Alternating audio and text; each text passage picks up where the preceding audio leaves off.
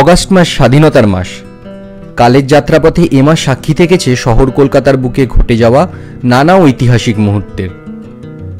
1690 সালের 24শে অগাস্ট কলকাতার সুতানুটি অঞ্চলে পা রেখেছিল জব চার্নক।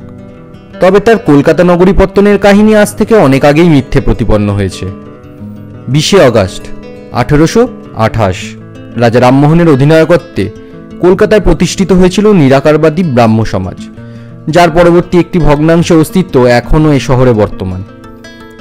1920 সালের 1 অগাস্ট সুরেশচন্দ্র চৌধুরী জোড়াবাগানের বাড়িতে জন্ম হয়েছিল ইস্টবেঙ্গল ক্লাবের।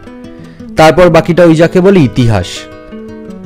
26শে অগাস্ট 1927 হাইকোর্টের উল্টো দিকে দাঁড়িয়ে থাকা টেম্পল চেম্বার্সের কোনো এক অংশে স্থাপিত হয়েছিল কলকাতার প্রথম রেডিও স্টেশন ইন্ডিয়ান ব্রডকাস্টিং কোম্পানির হাত ধরে। পরবর্তী সময় সরকারি অধিগ্রহণ এবং 1936 সালে নাম বদলে হওয়া অল ইন্ডিয়া রেডিও।